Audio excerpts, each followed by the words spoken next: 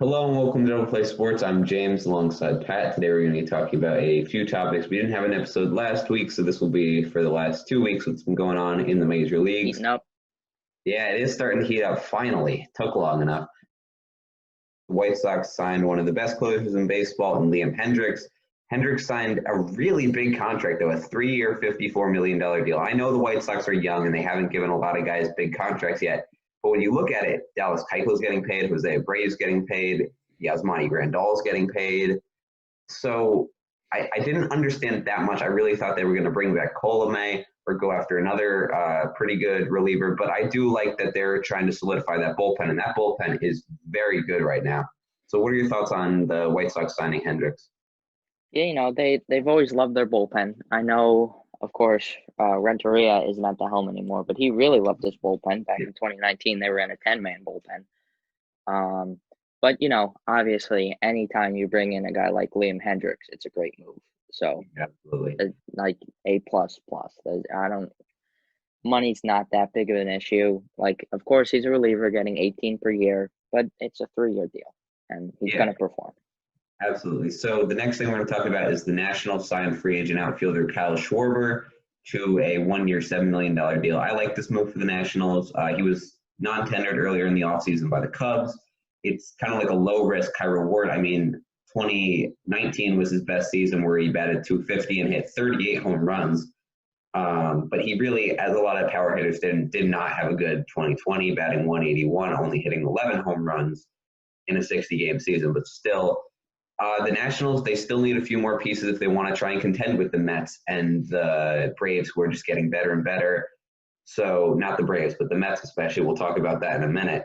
Yeah, it's a good move for the Nationals. I really like it. Yeah, I mean, of course, the only concern is, does he have a position? Not really, if we're being honest. He's not good. He's just plain not good at anywhere he's played defense. He's certainly not a catcher anymore. No.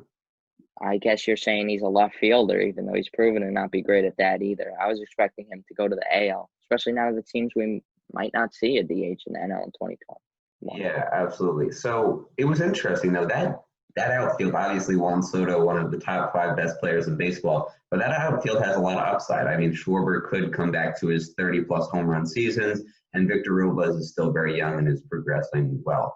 So next thing we want to talk about is the Red Sox hired the first ever Black female coach in Bianca Smith. So a round of applause to her and the Red Sox organization for moving baseball forward. Also, in the last 2 weeks, the KBO star Tomoyuki Sugano will be returning to Japan. He was posted for MLB teams from the Yomiuri Giants, and he did not sign by his deadline.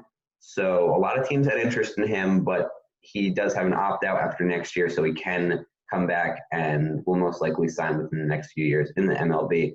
Pat, what are your thoughts on Sugano?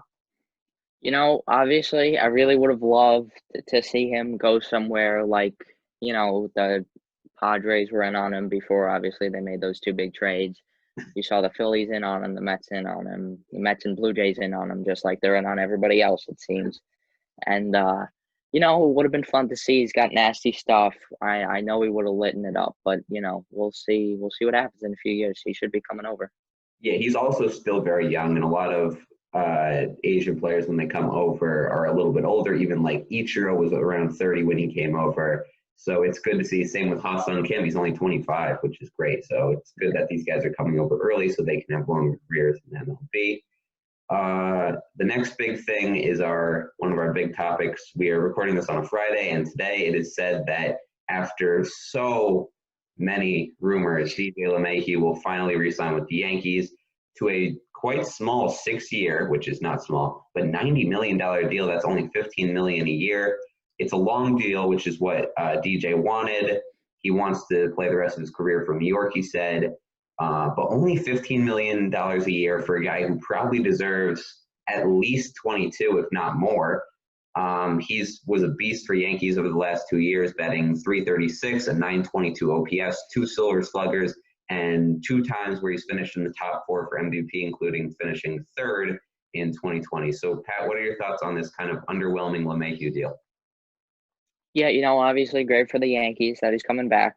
good for LeMahieu because he said he wanted to stay in New York, whether it was with the Yankees or the Mets. He was connected to the Mets a little bit. Of course, there was the connection to the Blue Jays and the Dodgers, but I mean, that's what he said from the beginning, that his top choices were to stay in New York.